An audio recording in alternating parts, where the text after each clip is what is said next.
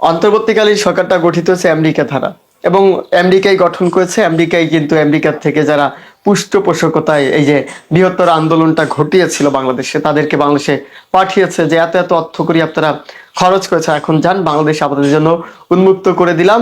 এবং যারা জেনজি ছিল তাদেরকে আমরা সঠিকভাবে কাজে খাটাতে পেরেছি এবং জেনজিদেরকেও বলে দিয়েছি আপনারা এখন জাস্ট ক্ষমতাটা গ্রহণ করে নেবেন এবং এই ক্ষমতার স্বাদটা কেমন হয় সেটা একটু উপভোগ করুন। অন্তর্বর্তীকালীন সরকার করেছে না, এবং অন্তর্বর্তীকালীন সরকার যেদিকে গেছে সেদিকে কিন্তু একটা বড় ধরনের দুর্ভিক্ষ নিয়ে এসেছে, কারণ আমেরিকারই তারা পৃষ্ঠপোষকতায় ছিল। আবার অন্যান্য যে রাষ্ট্রগুলো সেগুলো এই অন্তর্বর্তীকালীন সরকারের প্রধান উপদেষ্টাকে তেমন ভাবে গ্রহণ করে নিতে পারে নাই। তিনি যত সফর দিয়েছে সেই সফরগুলোই তার বড় প্রমাণ। এখন সর্বশেষ যে তাদের আশ্রয়স্থল ছিল আমেরিকা, বিশ্বের প্রত্যেকটা রাষ্ট্র দেখেন পর্যায়ক্রমে মনে হচ্ছে না যে অন্তর্বর্তীকালীন সরকারের দিক থেকে মুখ ফিরিয়ে নিয়েছে। জাতিসংঘ পর্যন্ত অন্তর্বর্তীকালীন সরকারের কর্মকাণ্ডে ক্ষিপ্ত হয়েছে এবং তারা পর্যবেক্ষক পাঠানোর কথা ছিল যে এই যে নির্বাচনটা হচ্ছে এই নির্বাচনে তারা পর্যবেক্ষক পাঠাবে এবং তাদের কিছু কন্ডিশন ছিল। একটা নিরপেক্ষ নির্বাচন তারা চেয়েছিল। সেই নির্বাচনে মূলত আওয়ামী লীগ অংশগ্রহণ করতে পারবে, সব দলীয় অংশগ্রহণের মধ্যে দিয়ে যে নির্বাচনটা হবে সেই নির্বাচনের প্রতি তাদের একটা বড় সমর্থন ছিল। কিন্তু অন্তর্বর্তীকালীন সরকার না, স্রেফ জানিয়ে দিয়েছে যত কূটনৈতিক ব্যক্তিবর্গ পাঠান না কেন, জাতিসংঘে যতই দাবি করুক না কেন, আমি তো মহাপণ্ডিত মহাশয় মহাপণ্ডিত তিনি তো আর এই দাবি দেওয়া মানতে পারছে না, তিনি তার মতো কাজ করছেন। এখন সর্বশেষ এসে যেটা দাঁড়ালো যে আমেরিকা তাদের প্রতি খুব খুব স্নেহতুল্য ছিল, আমেরিকা তাদের প্রতি খুব হ্যাপি ছিল। সেই আমেরিকাও হঠাৎ করে বেজায় অখুশি হয়ে পড়েছে। অন্তর্বর্তীকালীন সরকারের কর্মকাণ্ডে হয়তোবা ডোনাল্ড ট্রাম্প নিজেও ফেড আপ, আমেরিকাও ফেড আপ হয়েছে। এখন আমেরিকাই নাকি বাংলাদেশে নতুন করে পর্যবেক্ষক কমিটি পাঠাতে চাচ্ছে না এবং আমেরিকাও মুখ ফিরিয়ে নিয়েছে।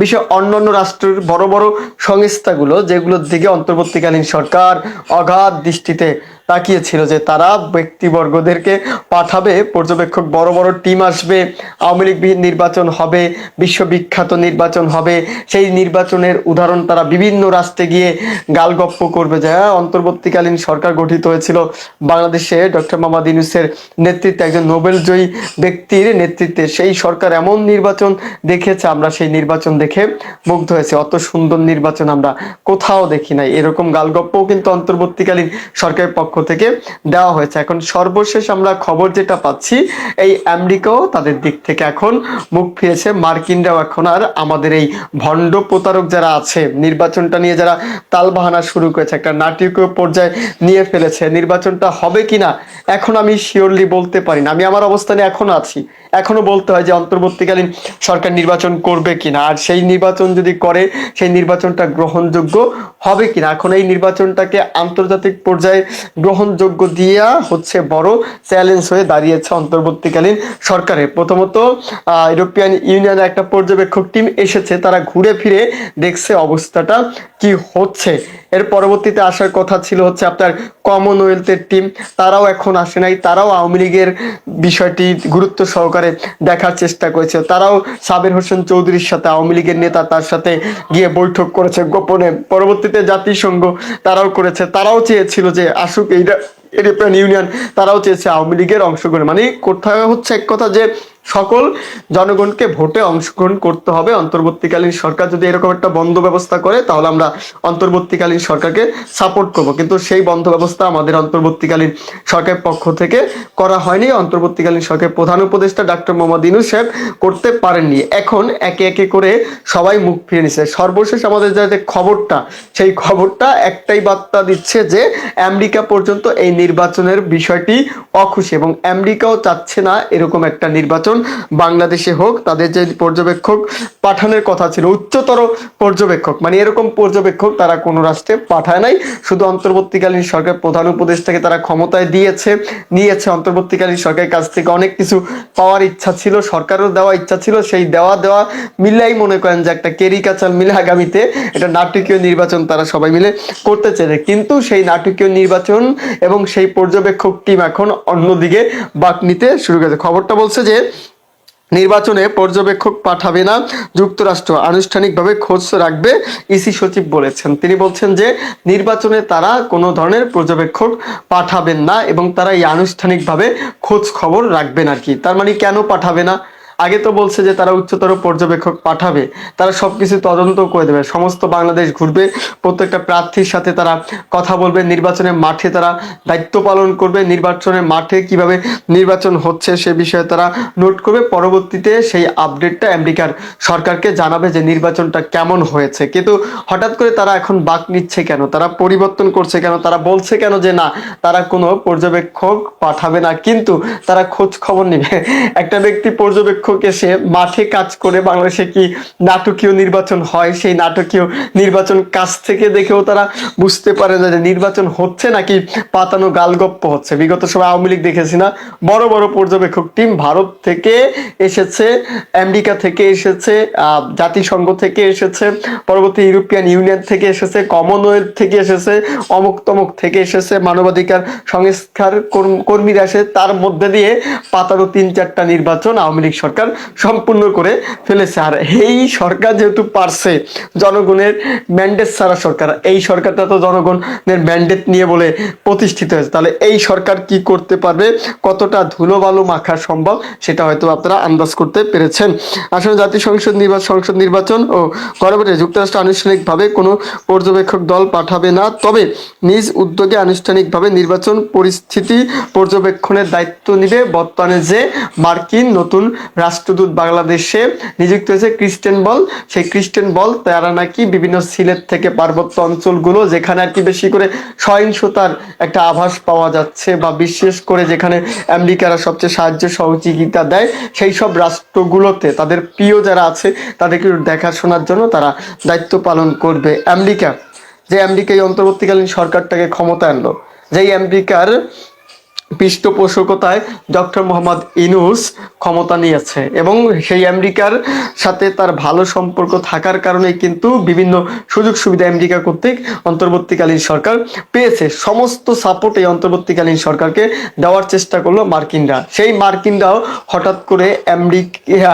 অন্তর্বর্তীকালীন সরকারের দিক থেকে নজর সরিয়ে নিতে শুরু করেছে। এই যে নজর সরিয়ে নেওয়ার বিষয়টি, এই সরিয়ে নেওয়ার বিষয়টা কি আপনাদেরকে একটু চিন্তা করতে বাধ্য করছে না যে অন্তর্বর্তীকালীন সরকার যে আওয়ামী লীগবিহীন নির্বাচন করছে সেই নির্বাচনটা পাতানো নির্বাচনের দিকে যাচ্ছে, এই পাতানো নির্বাচনের দিকে যাচ্ছে দেখেই জাতিসংঘ থেকে শুরু করে কমনওয়েলথ, এর পরবর্তী ইউরোপিয়ান ইউনিয়ন তারাও আস্তে আস্তে করে আমেরিকার মতো ও সর্বশেষ আমেরিকা যে চোখ ফিরিয়ে, তাতে মনে হয় না যে সবকিছু একটা নাটকীয় ভাব চলমান হচ্ছে? এই নাটকীয় ভাবের কেউ দায়বদ্ধতা নিতে চায় না।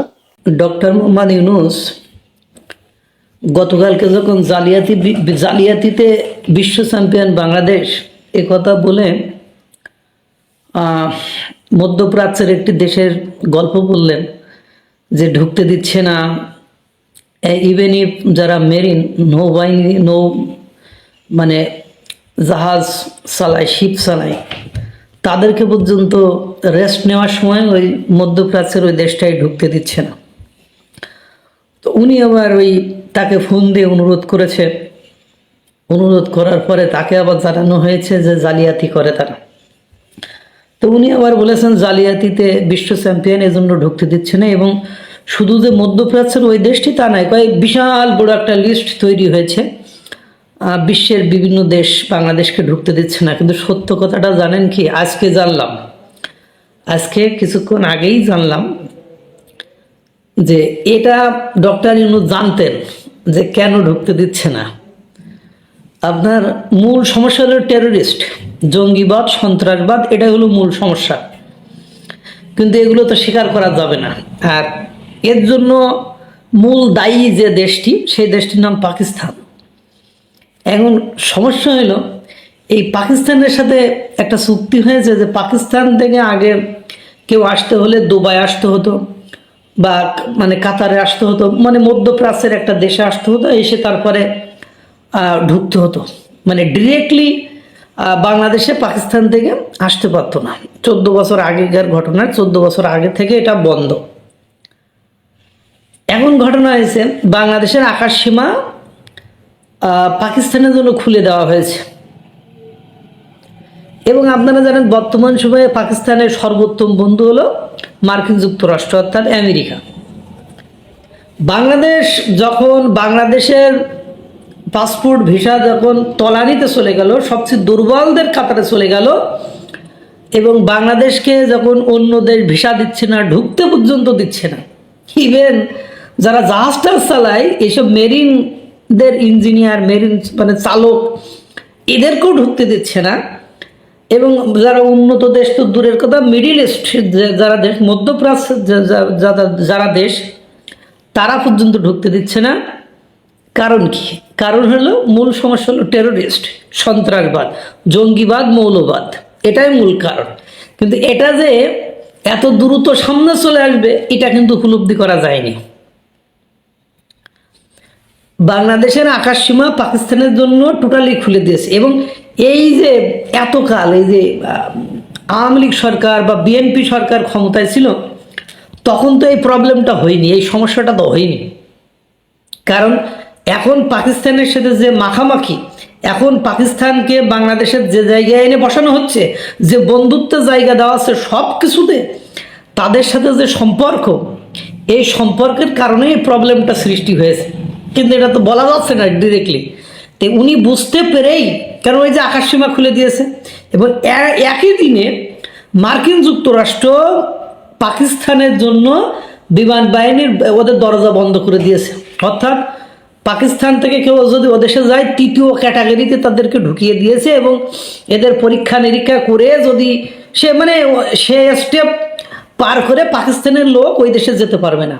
এবং খাইবার পাখতুনখোয়া ওই অঞ্চলের লোকদের টোটালি ব্যান্ড, চতুর্থ ক্যাটাগরিতে টোটালি বন্ধ করে দিয়েছে। এবং মার্কিন যুক্তরাষ্ট্রে যারা পাকিস্তানে থাকে তাদেরকে বলে দিয়েছে, সতর্ক সংকেত দিয়েছে, চলাফেরা সব কিছুতে সতর্ক থাকতে হবে। কারণ কি? পাকিস্তানের উপর মার্কিন যুক্তরাষ্ট্র নিষেধাজ্ঞা দিয়েছে। কারণ কি? কারণ হলো যে ওরা কারণ হিসেবে দেশের টেরোরিস্ট, জঙ্গিবাদ, মৌলবাদ, সন্ত্রাসবাদ, এই যে দেশের নিরাপত্তা নেই। তো বাংলাদেশের আকাশসীমা যখন পাকিস্তানের জন্য খুলে দেওয়া হচ্ছে, তখন ঠিক ওই একই দিনে মার্কিনের আকাশসীমা পাকিস্তানের সর্বোত্তম বন্ধু, পাকিস্তানে এখনো যে সরকারটি রয়েছে, সে যে টিকে আছে, এইটা কেবল আপনার মনে করেন মার্কিন যুক্তরাষ্ট্রের জন্য। আর সেই মার্কিন যুক্তরাষ্ট্র ডোনাল্ড ট্রাম্পের দেশ পাকিস্তানকে সন্ত্রাসবাদ, টেরোরিস্ট, মৌলবাদ, জঙ্গিবাদ, মাদক পাচারকারী, দেউলিয়াত্ম, ভিক্ষুকের দেশ, এইসব অভিযোগ দিয়ে তাদেরকে মার্কিন যুক্তরাষ্ট্রে আর ঢুকতে দিবে না, নিষেধাজ্ঞা দিয়েছে। এবং পাকিস্তানে থাকা মার্কিন যুক্তরাষ্ট্র নাগরিকদেরকে সতর্ক করেছে যে তোমরা এইসব অঞ্চলে আর যাবা না। আর সেখানে বাংলাদেশ পাকিস্তানকে ওয়েলকাম জানাচ্ছে। তো বাংলাদেশের ভিসা কেন অন্য দেশে রিজেক্ট হচ্ছে, এটা কি আর বুঝতে বাকি থাকে? বলেন, আর বুঝতে বাকি থাকে? এটাই বাস্তবতা। এতকাল ভারতের সাথে সম্পর্ক ভালো ছিল, এই ভিসা নিষেধাজ্ঞা, এই রেস্ট্রিকশন, এত কিছু তো আমরা শুনি নাই। কিন্তু doctor Yunus international player, international খেলোয়াড়, আন্তর্জাতিক খ্যাতিসম্পন্ন ব্যক্তিত্ব, তার আমলে এটা হলো কেন? উনার আসলে উনার ফেস ভ্যালু টেলু, কোনো ভ্যালু টেলু নেই। পাকিস্তান আন্তর্জাতিকভাবে স্বীকৃত একটা টেরোরিস্ট কান্ট্রি, একটা সন্ত্রাসবাদ দেশ। এবং দেখেন না, আইজ বালুচিস্তান, কাল খাইবার পাখতুন, PLA, তারপরে পক, প্রতিনিয়ত কোথাও না কোথাও তাদের প্রবলেম হচ্ছে। কেউ না কেউ আত্মঘাতী, কেউ না কেউ বিস্ফোরণ, কেউ না কেউ গুলি, তাদের খতম হচ্ছে। এবং মাঝে মাঝে 10, 15, 20, 30, 40 ক্রস করে। সেদিনও তো ছাদ উড়িয়ে গেল, এক জঙ্গির নেতাকে হত্যা করতে যে ছাদ উড়াই ফেললো, বিয়ে বাড়ি ছাদ উড়ে যে স্পট ডেথ 10 or 12, আরও 10-12 জনের আশঙ্কাজনক অবস্থায় ছিল। তো মার্কিন যুক্তরাষ্ট্রের সর্বোত্তম বন্ধু বা পাকিস্তানের সর্বোত্তম বন্ধু, পাকিস্তানের যে সরকারটি এখন টিকে আছে, শুধু মার্কিন যুক্তরাষ্ট্রের জন্য টিকে আছে, তার বন্ধু তাকে সন্ত্রাসবাদ, জঙ্গিবাদ, মৌলবাদ, তারপরে নিরাপত্তাহীনতা, মাদক, তারপরে দেউলিয়াত্ম, সব কিছুর জন্য তাদেরকে ভিক্ষাবৃত্তি এই জন্য তাদের ঢুকতে দিচ্ছে না, আর বাংলাদেশের দরজা খুলে দিচ্ছে। উন্নতি কোন জায়গায় যে দাঁড়াইছে কিছু বুঝতে পারতেছেন? বুঝলে ভালো, না বুঝলে আরও ভালো। আল্লাহ তাআলা সকলকে ভালো রাখুক, সুস্থ রাখুক। আসসালামু আলাইকুম রহমতুল্লাহ।